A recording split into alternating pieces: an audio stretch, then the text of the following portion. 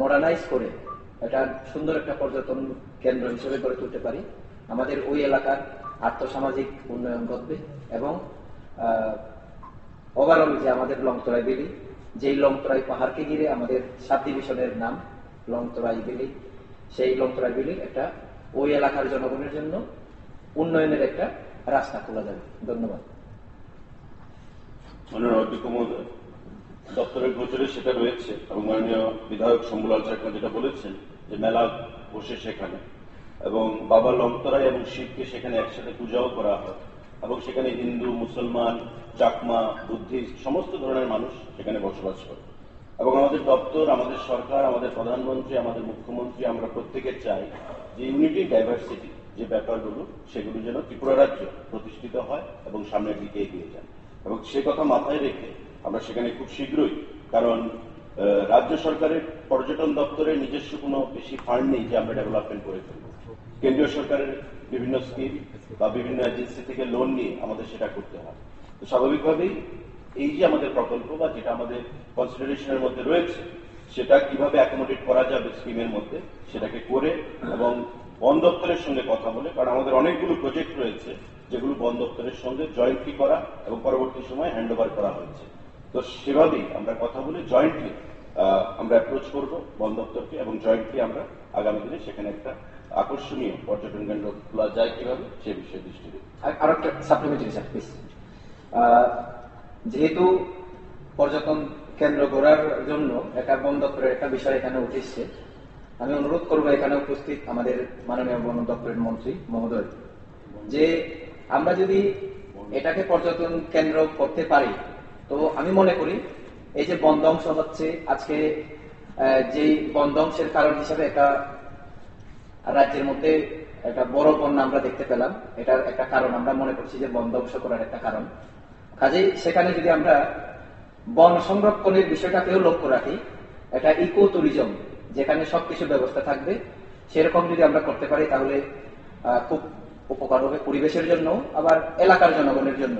কাজে আমি আমাদের পর্যটন মন্ত্রী মহোদয়ের পাশাপাশি বন দপ্তরের মন্ত্রী মহোদয়কে অনুরোধ করব বিষয়টা একটু সুন্দর করে গুরুত্ব সহকারে দেখার জন্য। ধন্যবাদ। আমি মাননীয় বিধায়কের প্রস্তাবকে সমর্থন করছি। এখন যে প্রথম যে আলোচনাটা আমি জানি না এটা কোনটা, একটা হলো এতে ছামনের দিকে একটা পাহাড়ের উপর একটা উৎসব হয়, আর হলো এই যে হাইওয়ের উপরে লংথরাই পাহাড় উপরে এটাও একটা সেখানে মন্দিরও আছে।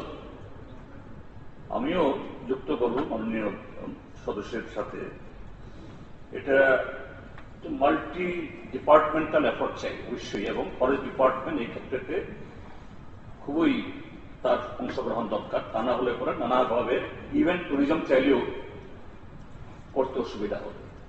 আমি বলবো বোধ এটা লংথরাই পাহাড়ের সামনের দিকে এটা মহাশিবরাত্রি যেটা হয় এবং আসাম আগরতলার উপরে, এটা তো একদম এখন যেহেতু গাড়ি ঘোড়া চলছে এই হাইওয়ে, ওইটাকে কেন্দ্র করে যদি কিছু ইনফ্রাস্ট্রাকচার করা হয় তাহলে আমরাও যারা রাস্তায় ট্রাভেল করি আসলে রাস্তায় কোথাও চা খাওয়ার, কফি খাওয়ার বা টয়লেটে যাওয়ার কোথাও ব্যবস্থা নেই। That will be a excellent site, অর্থাৎ আসাম আগরতলা রোডের উপরে লংথরাই পাহাড়ের উপরে দুটি যেন বিবেচনা হয়। একটা বিষয় স্যার ইনফরমেশনের জন্য মাননীয় এলপি মহোদয়কে আমি ধন্যবাদ জানাই।